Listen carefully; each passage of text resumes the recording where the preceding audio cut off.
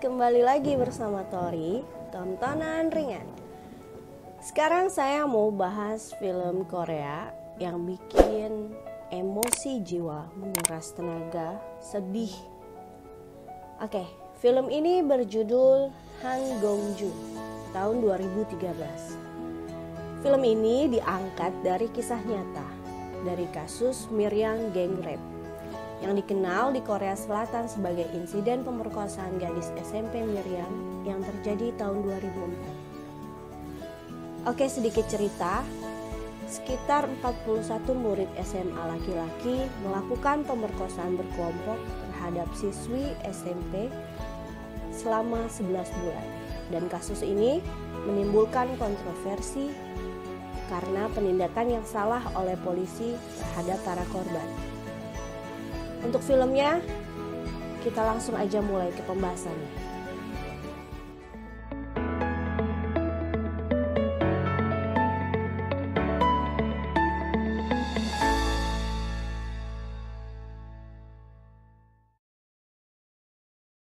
Film ini dimulai dengan adegan seorang siswi bernama Han Gong-ju yang dicecar berbagai pertanyaan oleh beberapa guru yang mengajar di sekolahnya. Setelah beberapa pertanyaan dilontarkan, dengan polosnya, Gong-ju berkata, "Aku tidak melakukan kesalahan apapun." Setelah itu, scene pun berpindah. Gong-ju yang ada di rumah sedang mengemasi barang-barangnya dibantu oleh seorang pria. Dan laki-laki itu adalah guru dari sekolahnya Gong-ju. Di sini juga terungkap bahwa Gong-ju tinggal sendirian karena orang tuanya telah bercerai. Setelah selesai berkemas, mereka pergi dengan kereta dan guru tersebut mengajak Gong-ju ke sekolah khusus wanita, lalu mendaftarkan Gong-ju di sekolah itu. Setelah di sekolah, guru itu mengajak Gong-ju makan di sebuah tempat. Sang guru pun bilang bahwa Gong-ju bisa tinggal sementara di rumah orang tuanya dan memberikan sebuah ponsel di mana ponsel itu sudah terdapat kontak ayah kandungnya dan juga dirinya. Selesai makan, guru itu pun mengajak Gong-ju ke rumah ibunya. Sesampainya di sana, guru itu pun meminta izin kepada ibunya agar Gong-ju bisa tinggal di sana. Awalnya ibunya menolak, akan tetapi akibat sang guru ini mendesak ibunya, mau tidak mau, ibunya mengiyakan untuk Gong-ju tinggal di sana, walaupun hanya 1 minggu.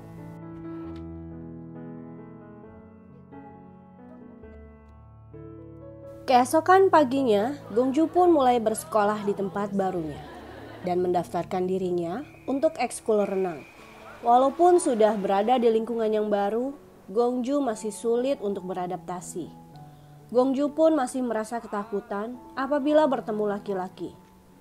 Masalah trauma yang dialami Gong-ju ini rupanya berhubungan dengan masa lalunya sebelum dipindahkan sekolah barunya, di mana dulu Gong-ju mempunyai 2 orang sahabat bernama Hwa-ok dan Dong-yun.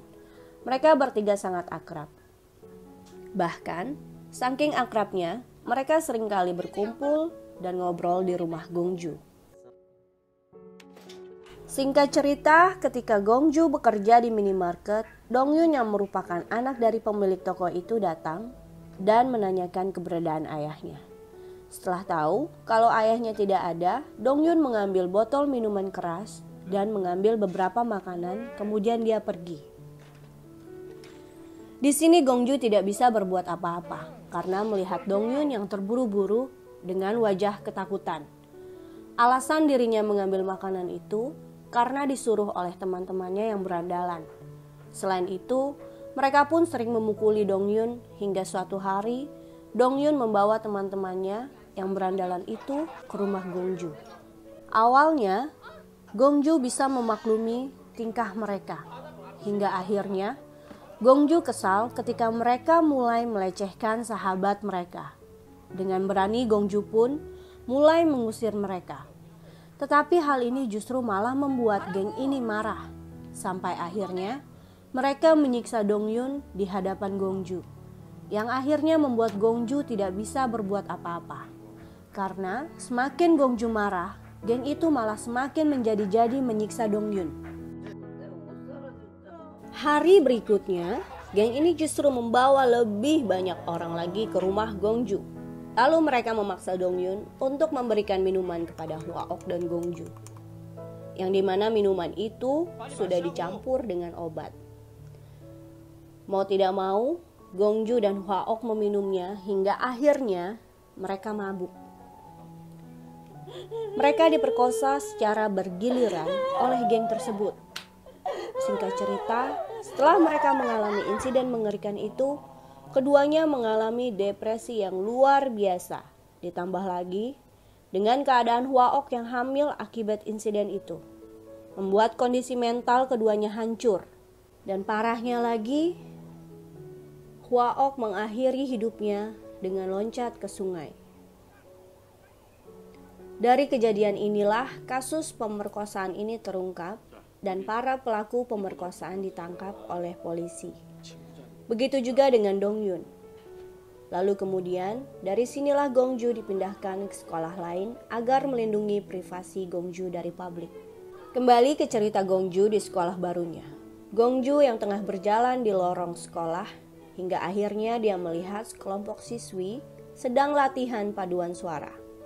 Gongju melihat dan mendengarkan lagu yang dinyanyikan oleh sekelompok siswi itu. Rupanya, Gongju tertarik dengan lagu yang dinyanyikan mereka. Ketika di kamar ganti, Gongju pun bersenandung dan menyanyikan lagu itu. Dan tanpa disadari, salah seorang dari kelompok paduan suara itu pun mendengar Gongju bernyanyi. Setelah berganti pakaian, anak yang dari paduan suara tersebut pun datang menghampiri. Ia bernama Eunhee. Eunhee mengajak Gongju menghadiri ekskul paduan suaranya. Dirinya juga merekam suara Gongju saat bersenandung tadi dan menunjukkan kepada Gongju. Tapi sayangnya, Gongju menolak untuk bergabung. Sebelum Gongju pergi, Gongju bertanya kepada Eunhee tentang ponsel yang dimilikinya. Apakah bisa digunakan untuk berinternetan? Lalu Gongju meminta Eunhee mencarikan alamat seseorang. Akhirnya, mereka pun pergi ditemani oleh Eunhee ke alamat yang Gongju cari. Setelah sampai, Gongju meminta Eunhee untuk berhenti mengantarnya sampai di sini. Lalu Gongju berjalan sendiri ke alamat itu. Rupanya, alamat yang ia cari adalah alamat tempat tinggal ibu kandungnya. Setelah sampai, Gongju pun langsung menemui ibunya setelah 3 tahun tidak bertemu. Tujuan ia adalah untuk bercerita mengenai masalah yang sedang ia alami. Tapi sebelum sempat ia berbicara dengan ibunya, laki-laki datang menghampiri yang tak lain adalah kekasih ibunya, yang mana mereka akan segera menikah.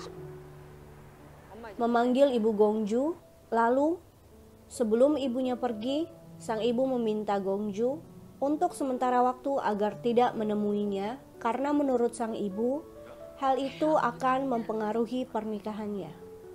Kemudian sang ibu memberikan nomor untuk dia bisa hubungi. Hari itu Gongju gagal sekaligus kecewa.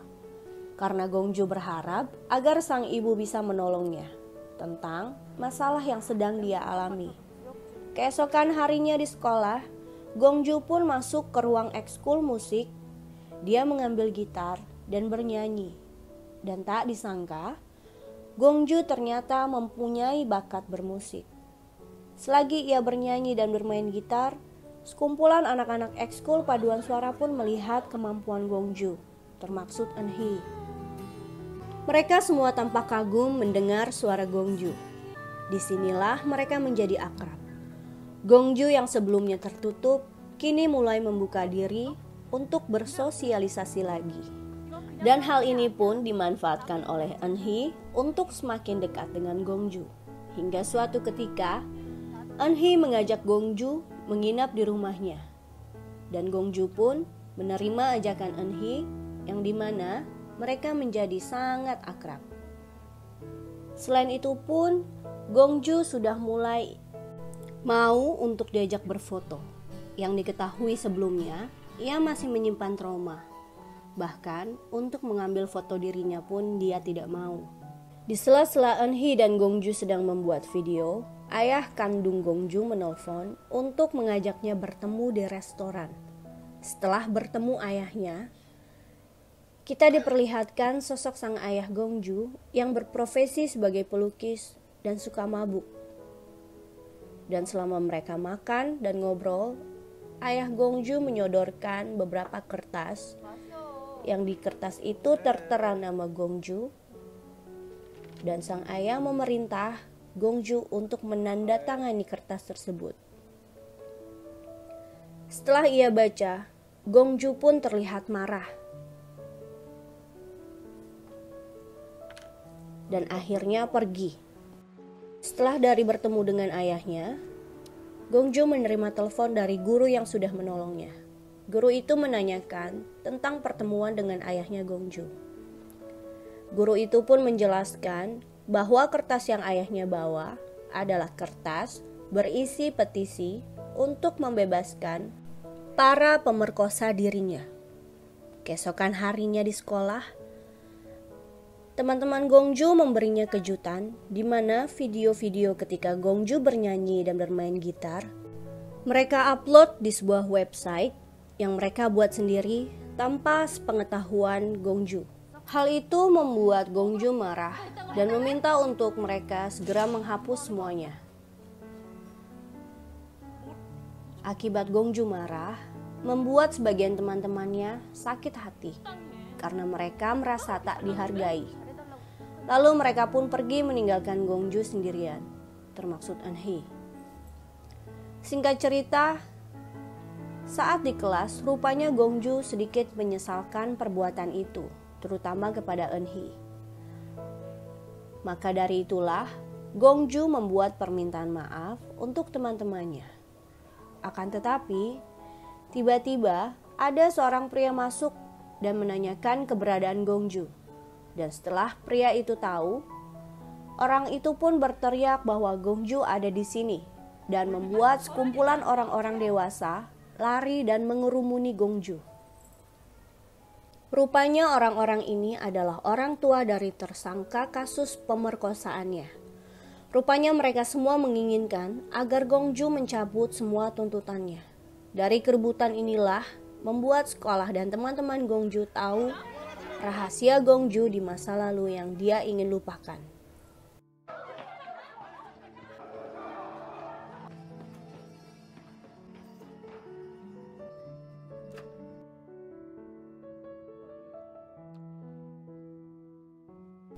Akhirnya Gongju pun diliburkan dari pihak sekolah. Sesampainya di rumah ibu gurunya Gongju, Gongju memutuskan untuk pergi karena merasa tidak enak jika ia harus terus tinggal di sana, takut akan hal itu terjadi lagi. Setelah pergi, Gongju menelpon ayahnya dan mengatakan apa yang harus dia lakukan. Namun sang ayah menjawab, "Aku sudah membereskan semuanya, jangan khawatir." Dan di dalam telepon terdengar bahwa sang ayah sepertinya sedang bersenang-senang. Rupanya di balik itu semua, sang ayahlah yang menjual anaknya sendiri, di mana para orang tua tersangka tersebut meminta kepada ayah Gongju untuk mendapatkan tanda tangan anaknya. Tentunya dengan sebuah imbalan. Sementara orang tua yang kondisi keuangannya tidak baik hanya bisa mengejar-ngejar Gongju untuk mendapatkan tanda tangan di petisi itu. Setelah meminta pertolongan ayahnya yang kelihatannya sudah tidak mungkin itu, akhirnya Gongju pun menelpon gurunya dan meminta bantuannya. Akan tetapi sang guru pun menyerah dan tidak bisa membantunya lagi karena masalah sudah tersebar luas dan bahkan orang-orang pun sudah tahu identitas Gongju. Hal itu membuat sang guru pun bingung untuk menolongnya dengan cara apa lagi. Keesokan harinya, Gongju memutuskan untuk pergi ke sebuah jembatan. Dia memutuskan untuk bunuh diri mengikuti jejak sahabatnya yang tewas di sungai itu. Dia mengambil keputusan ini karena ia merasa lelah menjalani hidup yang terus dikejar oleh masa lalu yang ingin dia lupakan.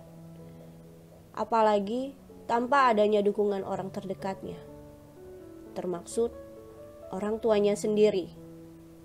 Terlebih lagi, sang ayah sendirilah yang menyebabkan keributan ini demi untuk kepentingan pribadi, tanpa pikir dampak yang ia lakukan terhadap kondisi mental anak kandungnya. Di akhir film ini kita diperlihatkan teman-teman Gongju sedang melihat video, di mana video itu adalah video Gongju dan Hwaok sedang diperkosa. Setelah mereka melihat itu, mereka jadi tahu alasan mengapa Gongju tidak mau untuk berfoto atau marahnya Gongju saat videonya diupload. Dan film pun berakhir. Dari film ini kita bisa ambil kesimpulan bahwa dukungan dari orang-orang terdekat itu sangat penting dari setiap masalah yang ada. Jangan pernah mengabaikan keadaan mereka yang terpuruk akan masalahnya. Sekian review dari saya, kurang lebihnya saya mohon maaf. Untuk yang belum nonton, silahkan ditonton filmnya. Support terus channel Tori. Thanks for watching. See you to the next video. Bye bye.